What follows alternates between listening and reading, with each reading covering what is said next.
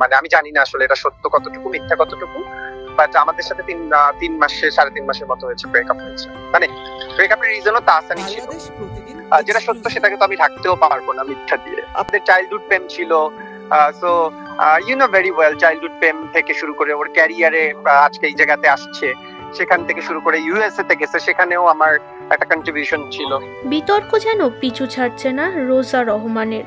সদ্য বিয়ে করেছে তানসান খানের সঙ্গে, তারপর থেকেই তার প্রাক্তন প্রেমিক সহ বাবা নানা বিতর্কে জড়িয়ে পড়ছে রোজা।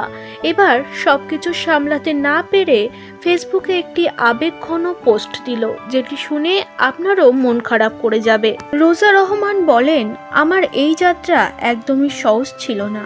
আমার সংগ্রাম, কষ্ট ও কঠিন পরিশ্রমের গল্প শুনলে হয়তো আপনিও ভাববেন এত সংগ্রাম আমি কিভাবে করলাম।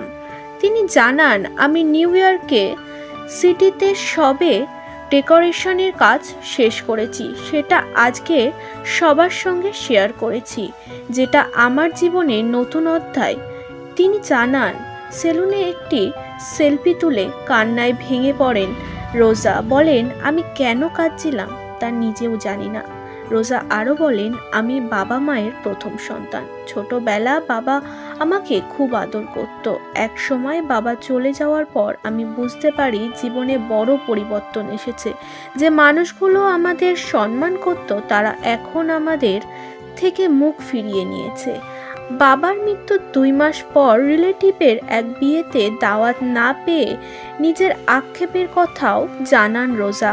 এক সময় তার পুরো পরিবার শোকে স্তব্ধ হয়ে পড়েছিল। তিনি বলেন, এরপর জীবন ছিল এক কঠিন সংগ্রাম। মা আমাকে সাহায্য করতে চেষ্টা করলেও নানা সীমাবদ্ধতার মধ্যে পড়েছিলাম আমরা।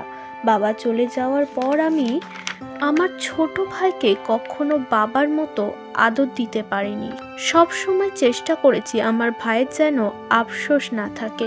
অনেক সংগ্রাম ও লড়াই করে নিজেকে মেকআপ আর্টিস্ট হিসাবে তৈরি করেছি। প্রথম দিনে এক বড় দিদির বিয়েতে দায়িত্ব নিয়েছিলাম সাজানোর। তারপরে প্রফেশনাল মেকআপ জগতে পা রাখি। তারপর থেকে এই জগতে আমার পথ চলা শুরু। পরিবারের অবিশ্বাসের পরও আমি দেখিয়ে দিয়েছি মেকআপ শিল্পী হওয়া কোনো ছোট কাজ নয়। নিজের ব্লগ, ভিডিও ও সোশ্যাল মিডিয়ার মাধ্যমে নিজের মেকআপের কাজগুলো আরও বেশি করে পরিচালনা করছে রোজা। তানসানের নববধূ স্ত্রী রোজা রহমান যেন আজকাল ট্রেন্ডিং হয়ে গেছে সোশ্যাল মিডিয়ায়। তাই নিজেকে সামলাতে না পেরে হয়তো আবেগঘন পোস্ট দিলেন এই মেকআপ আর্টিস্ট।